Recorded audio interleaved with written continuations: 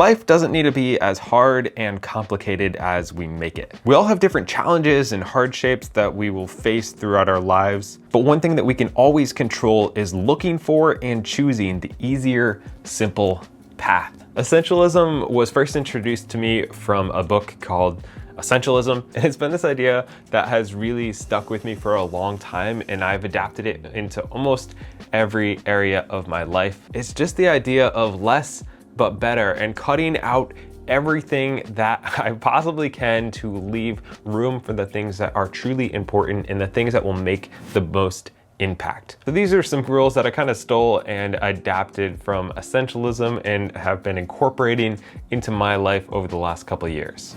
Zero-based owning. This is kind of the idea of sunk cost. If we have already invested money or time or anything into a project or possessions, then we have a tendency to not want to stop because I already put a week into this project. I don't want to stop now. That would be a waste of a week. Or I already spent $100 on these clothes. I don't want to get rid of them. I already spent the money. But instead, we need to look at it from a different perspective and kind of change our mindset about this. First off, pretend you don't own this item. Would you actually go out and spend money to buy a new one to replace it? If the answer is no, then maybe it's a good sign that you should be getting rid of that thing. I think the hardest thing for a lot of us is to admit that we got something wrong, especially when you start a project, you put a lot into it. You put your heart and soul into it, or you buy clothes or whatever. It's hard to admit that, you know what, I made a mistake when I got this. I made a mistake when I started this project. Or maybe it seemed like a good idea at the time and it just didn't work out and there was nothing that you could do about it.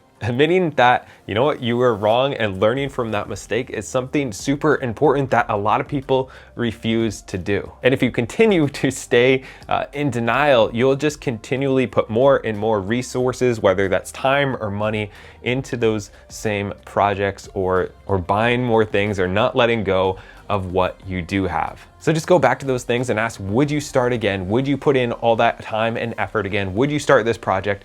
Would you buy this thing now? Or are you just doing it because you already sunk in time and money? Become the editor of your own life. I personally love editing, and when you kind of look at your life as a movie that you're taking things out of, like when you're editing something, you go through and I'll have 40 minutes of babbling, and you take that down to the 8 minutes that is really valuable, and you go through and you cut things out that, like, yes, this might be an okay thing, but it doesn't add anything to the overall excitement of my life. And looking through your life that way is really super freeing. Like when you're going through your closet, you kind of use the 90% rule of, if this isn't a 90 or above, if I don't love this, if it isn't my favorite shirt, then why do I have it? Like generally, we all have a few things that are just our favorite and we would love to wear them, and we're excited when we wear them or excited when we do certain things. And this is really asking ourselves, if it's not 100% heck yes, then it's a no. Whether that's for an appointment, whether that's for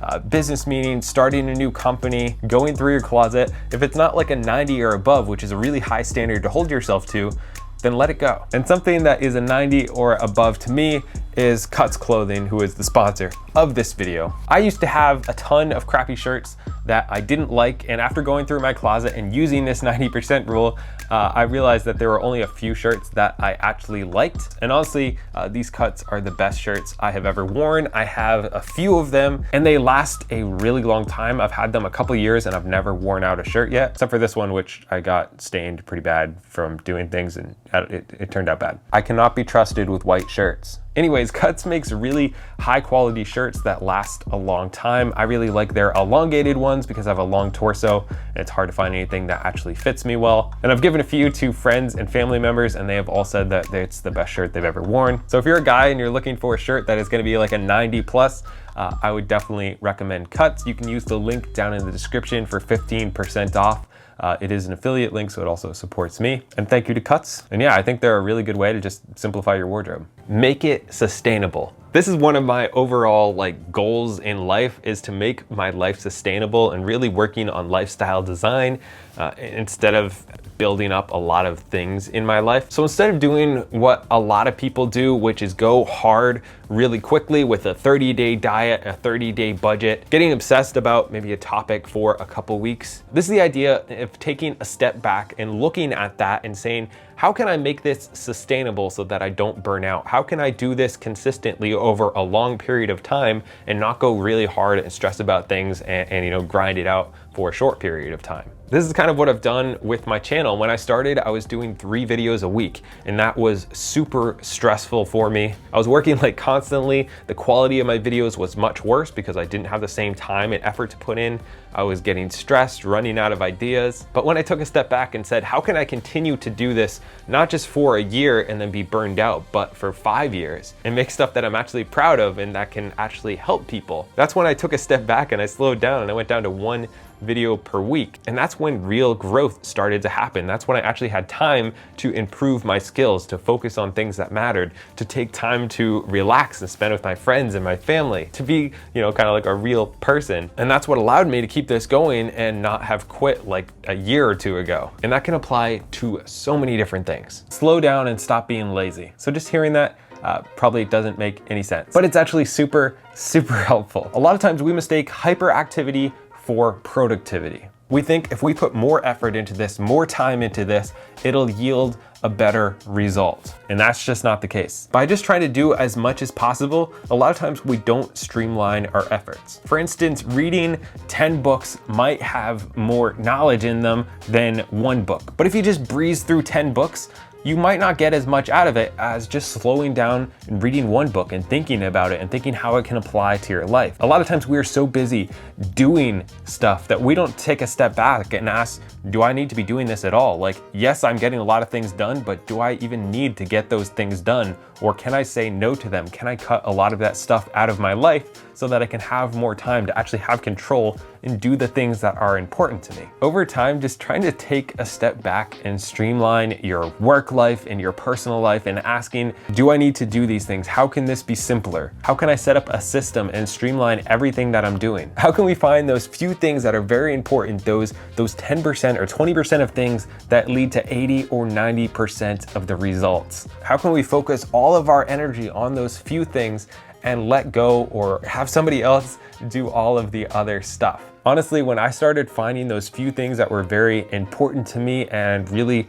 trying to find systems to take care of the other things so I don't have to do them, my productivity went way up, my stress levels went way down. It is just a super, super helpful thing. And another thing that hopefully is super helpful and free is this channel, so don't forget to subscribe. If we hit 500,000 subscribers by the end of the year, we're giving away $10,000 in a video. Back to you guys, so don't forget to subscribe. Choose now. One of my favorite quotes is, "The future never comes, life is always now."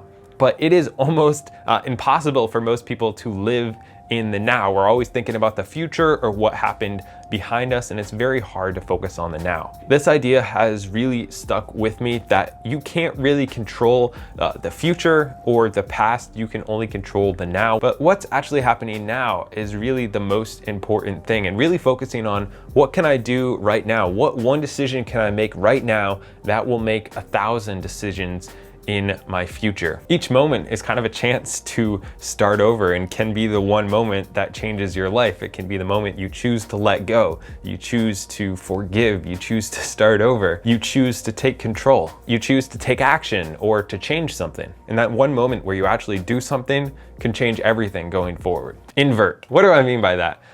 Well, a lot of people will look at things and ask, why is this so hard? But we need to start inverting questions like that and ask, what would this look like if this was easy? We kind of have to challenge this idea that the right way to do something is the hard way to do it. A lot of times, that's not necessarily the case. A lot of times, just asking yourself, how am I making this harder than it needs to be? Like, why is it so hard to keep my house clean when I really want my house to be clean? And instead of looking at it that way, asking, how can I set up systems and very basic things throughout my life so that my house will be automatically clean? What is the easiest way that I can make a few decisions right now and that will allow my house to be clean for a long time? Maybe that's decluttering. Maybe that's learning some habits and implementing them. Maybe it's setting a rule that you're not going to leave things on your counter. Instead of feeling overwhelmed with things we don't want to do and tasks that seems really complicated, we ask and let our brains like kind of work and take over by asking, how can I make this easier? What would this look like if it was easy?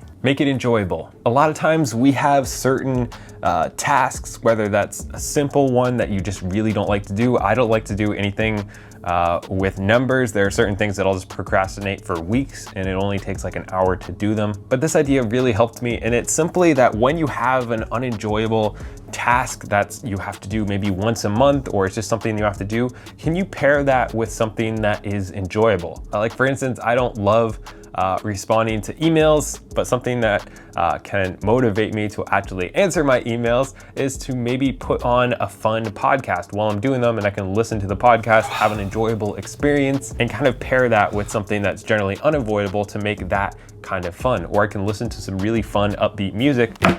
Alexa, turn on my happy playlist. Monday motivation from Spotify. While I'm doing it, to take it from something that I dread doing to something that I get this reward when I do it. And you kind of like almost train your brain to enjoy those really hard tasks by putting a reward with something that you don't like to do. A lot of times we look at work as something that's just not enjoyable, but this is more the idea of trying to figure out how can we mix having a good time, playing, like relaxing, chilling, doing whatever that excites you, with getting things done, an enjoyable experience. Even if it's as simple as you have a TV show that you're watching and you're only allowed to watch The Office when you're folding your clothes. So it motivates you to do your laundry and get your stuff done because that's the only time you're allowed to watch The Office. It's a way to kind of trick yourself into doing hard things and have a lot of fun while you're doing it. That's what I got, guys. If you enjoyed this, don't forget to subscribe, and you can check out cuts down in the description.